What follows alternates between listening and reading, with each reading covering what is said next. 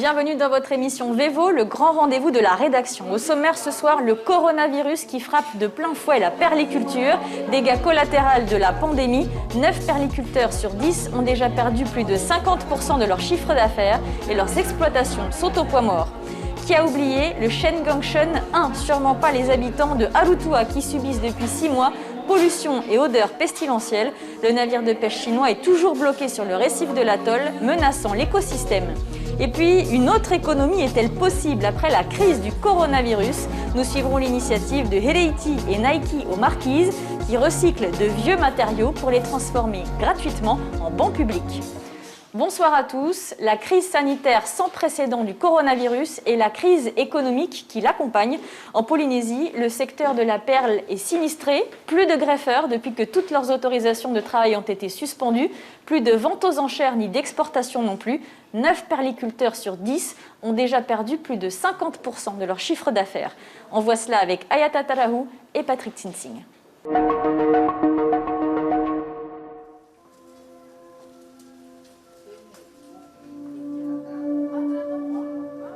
Il n'a pas Chinois fait perle comme mon monnaie. Il n'a pas monnaie. Il y en a Chinois, il y en a monnaie.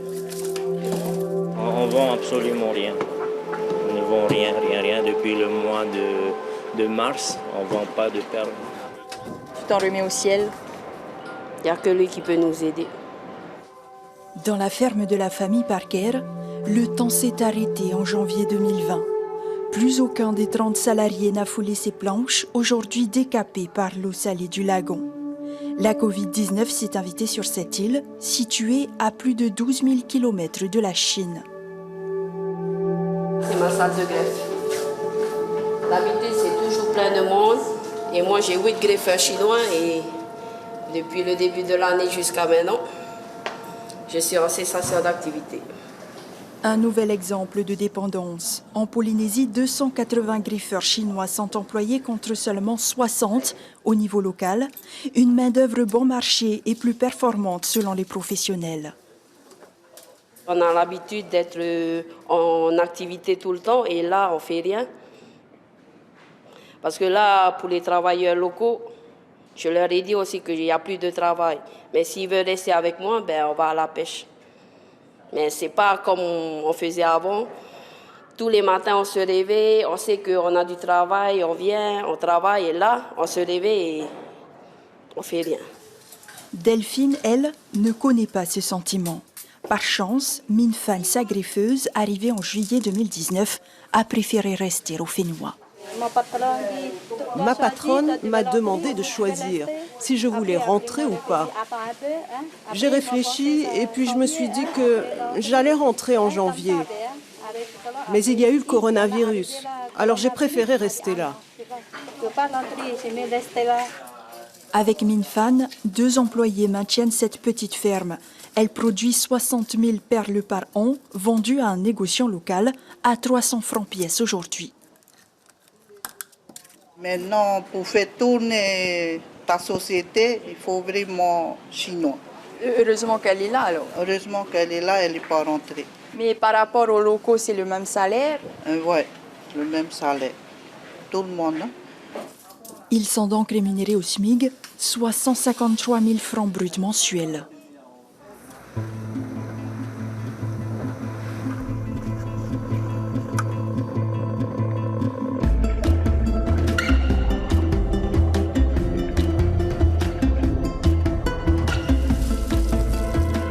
Malgré tout, d'autres perliculteurs aussi en difficulté ont préféré faire preuve de plus de patriotisme.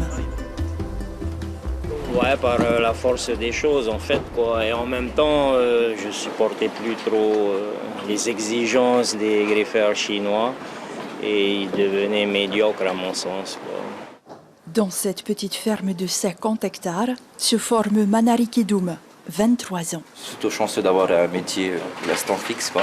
Pourquoi greffeur?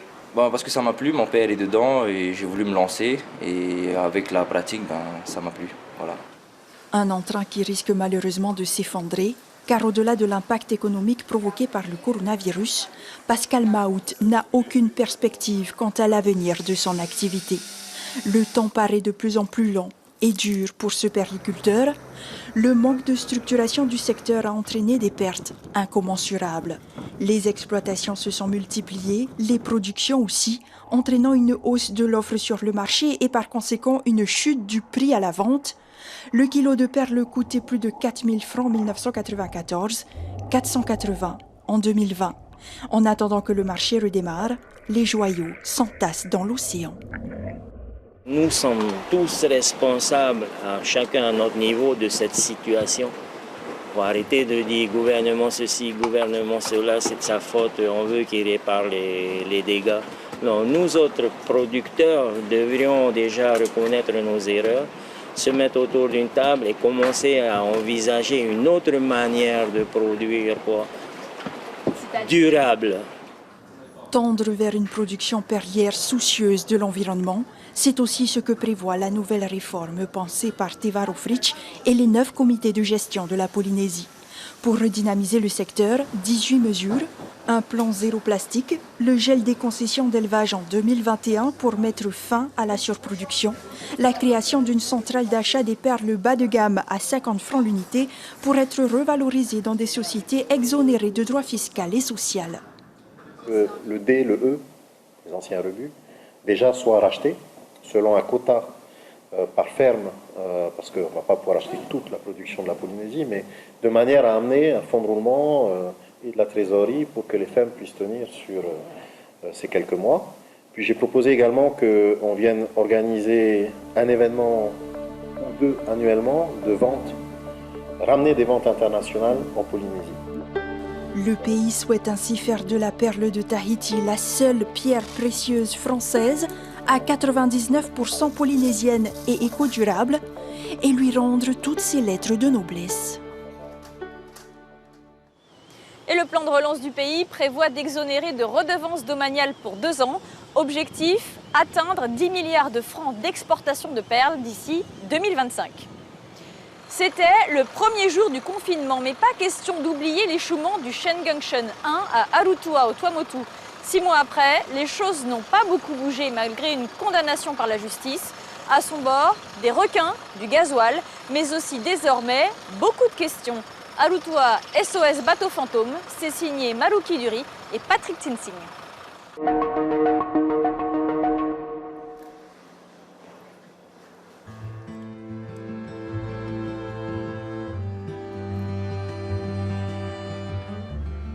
Il est littéralement posé sur le récif de Arutua. Le 21 mars dernier, loin des regards, le bateau de pêche chinois Shengung-shen 1 s'est mystérieusement échoué.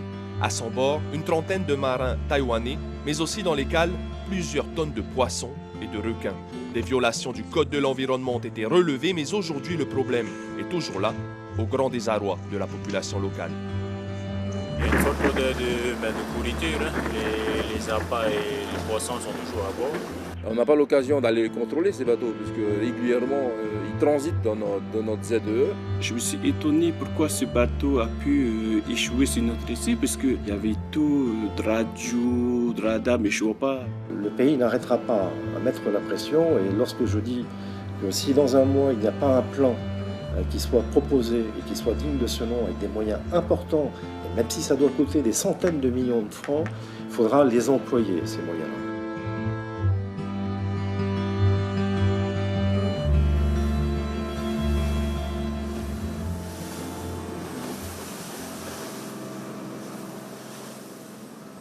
Raimana a grandi sur le lagon de Arutua qu'il connaît comme sa poche. Il fait partie des rares personnes à s'être rendu à bord du bateau de pêche. C'était quasiment 2 semaines après l'échouement, le 4 avril.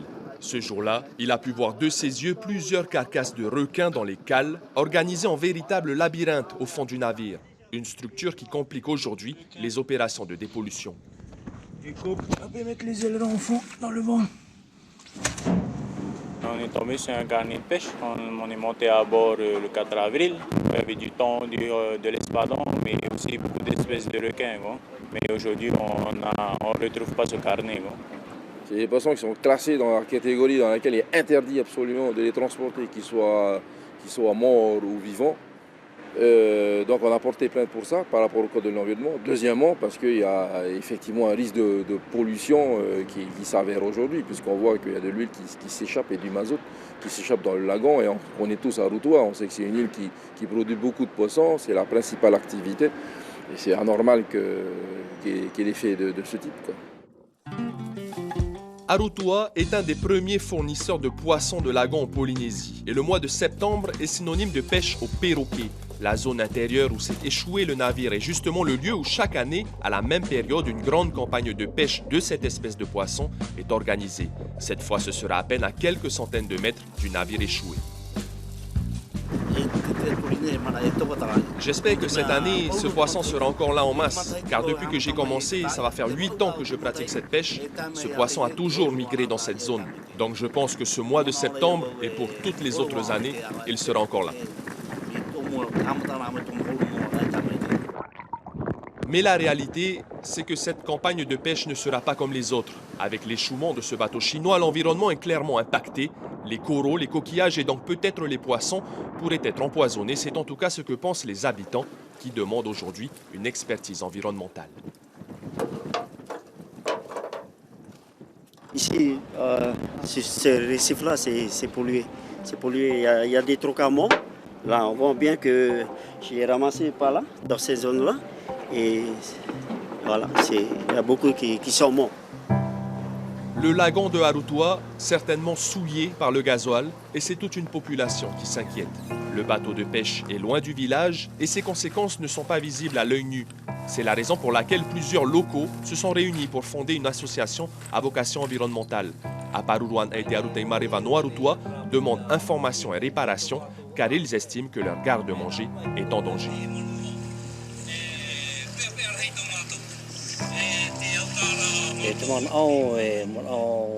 Notre avis, c'est que c'est un gros problème pour nous. Depuis que ce bateau est échoué, nous avons mal au cœur, car c'est un vrai souci pour la population de notre atoll. Et aujourd'hui, il est toujours sur notre récif. Cet endroit, nous nous y réunissons une fois par an. Nous ramassons le troca, nous ramassons du poisson, nous ramassons du maoua, mais aussi des petits poissons. C'est dans cette zone du récif où est aujourd'hui ce bateau. Faites le nécessaire avant que l'irréparable n'arrive, c'est-à-dire que le carburant restant ne se déverse en dehors de notre lagon et à l'intérieur surtout. Toute notre vie est tournée vers les ressources de la mer. Un pomoutou sans le poisson, c'est un pomoutou mort. Même si le bateau de pêche est échoué loin des principaux lieux de vie de Aroutois, le maire fait tout ce qui est en son pouvoir pour faire bouger les choses. L'aéroport se trouve à nord-ouest de ce plan-là, le village à l'est, et le site où il y a le bateau, c'est à sud-ouest. Mais face aux deux compagnies de pêche et d'assurance, la bataille juridique s'annonce complexe. Le bateau est encore une propriété privée, personne ne peut monter à bord, et en attendant, ce sont 12 tonnes de poissons et 70 tonnes d'appât qui pourrissent dans les cales depuis plusieurs mois. Il y a quelques semaines déjà, je suis passé par le large et je me suis rapproché un peu du bateau pour prendre quelques photos et j'avais senti cette odeur. Mais c'est pas là, j'avais prévenu la gendarmerie déjà qui m'ont conseillé de faire un arrêté et j'ai tout de suite fait cela. Le pays a fixé à fin septembre le délai de présentation d'un plan d'action qui tienne la route. La dépollution a été en partie effectuée, mais pour ce qui est du déséchouement, il faudra être mieux armé. Et pour faire pression, le pays a obtenu gain de cause devant le tribunal administratif. L'astreinte qui concerne à la fois la cargaison et le retrait du navire représente 1 million de francs par jour. À fin août, nous sommes à environ 120 millions de francs de coûts pour évidemment le propriétaire du navire. Et même si nous venons à nous substituer à l'armateur pour dégager ce navire en employant des moyens importants, c'est pour ça que nous sollicitons des représentants du propriétaire du navire la mise en œuvre de ces moyens importants. Il ne faut pas lésiner sur ces moyens, puisque de toute manière, à terme, le coût pour la société sera important.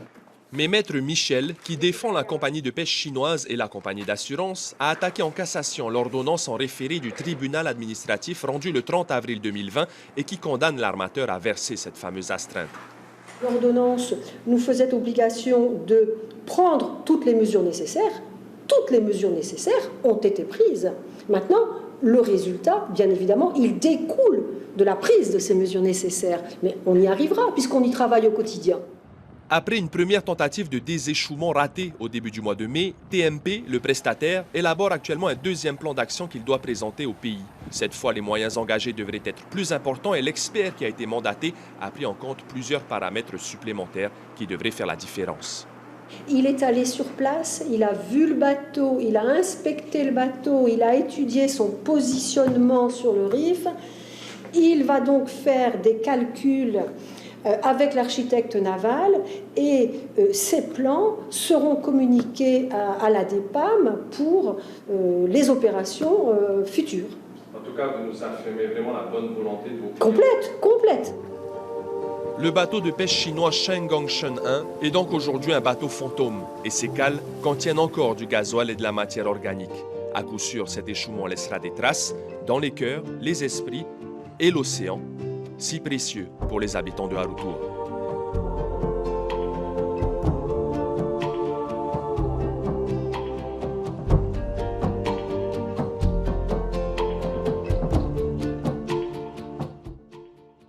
Le coronavirus a chamboulé le quotidien et l'économie. Une remise en question s'avère nécessaire. Et si notre économie insulaire devait être plus circulaire? Certains n'ont pas attendu le coronavirus pour s'y mettre. C'est le cas de Hereiti et de Nike aux Marquises. Ensemble, ils recyclent des matériaux récupérés au dépotoir et les transforment bénévolement en mobilier urbain à disposition du public. Jacques Damour, Ignacio Ravino. Les amoureux qui se bécotent sur les bancs publics, en se foutant pas mal du regard oblique des passants honnêtes. Les amoureux qui se bécotent sur les bancs publics. Nous avons créé une association de protection de l'environnement qui se nomme Tutuki-Ego. Et avec cette association-là, nous menons des actions de sensibilisation de la protection de l'environnement. Dont d'ailleurs la création de bons, de mobilier urbain à partir de matériaux de récupération. Pour moi, c'est très bien. C'est pas pour rien qu'on a construit ce genre d'immobilier, on va dire local. C'est pour, non pas pour nous en tant que local, mais aussi pour les touristes. Je veux dire les clients de passage qui viennent s'asseoir, admirer la mer.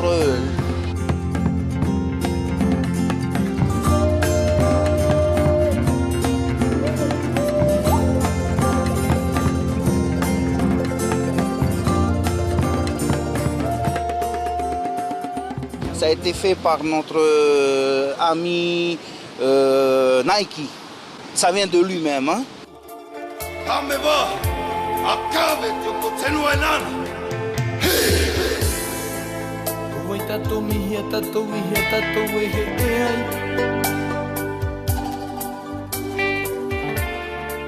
C'est vraiment super parce que du coup, nous, ça nous donne aussi un endroit pour venir tranquillement en fin d'après-midi, passer du bon temps et de voir les gens en fait être complètement heureux et de venir pique-niquer ici le soir et puis venir en famille, prendre un moment pour eux, c'est vraiment, ça fait plaisir. Donc ça a de plus en plus d'importance en fait pour nous aussi par rapport à nos créations. La population apprécie beaucoup et on les remercie beaucoup aussi parce que maintenant quand on vient pique-niquer, quand on veut venir à la plage, quand il y a des surfeurs, il y a une abri, on peut squatter et c'est beau, c'est bien.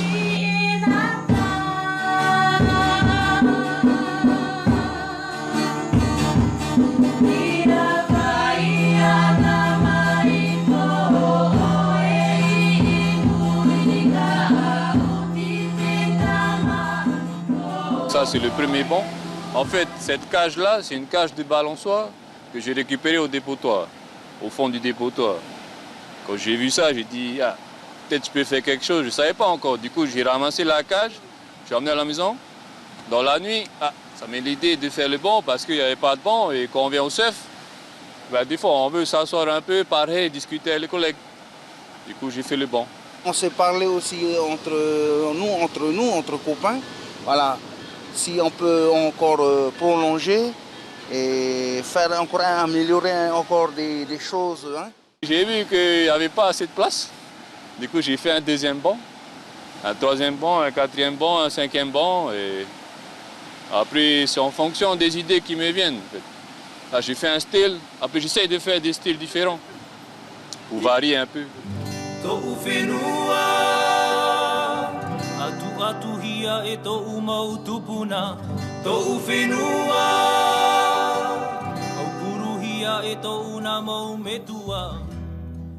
Chaque banc, on a essayé de mettre une poubelle pour que les gens puissent jeter leurs déchets dans la poubelle pour protéger le littoral. Du coup, on s'investit pour la propreté et l'environnement de cette île pour la garder propre. Mikey, justement, il fait la plus grande partie du travail au niveau tout ce qui est décollage, coupure de bois et tout. Je l'aide aussi beaucoup. Et puis évidemment, la touche féminine, c'est la peinture, les messages aussi à travers ces bancs-là. Donc ça, c'est moi qui le fais. Tout ce qui est finition, c'est moi qui fais par rapport au banc. Il faut d'abord visualiser le banc dans ta tête. Une fois que tu as le banc dans ta tête, c'est là que tu te lances. Donc je récupère les matériaux, un peu comment je vais faire. Et après, j'attaque le banc. Et une fois que la base du banc est bien construite, c'est là qu'on commence à penser au côté un peu créatif au niveau de la couleur, au niveau du message qu'on a envie de passer aussi. Et ça, c'est donc ma partie à moi.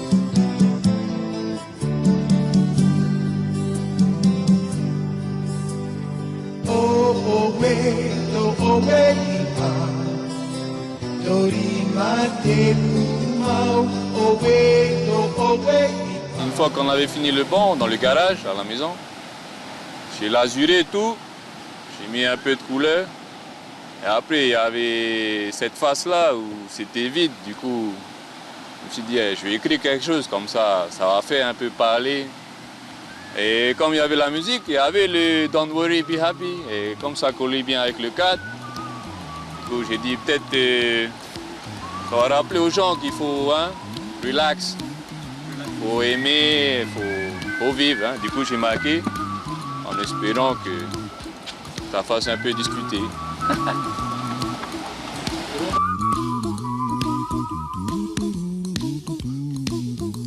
Here's a little song I wrote.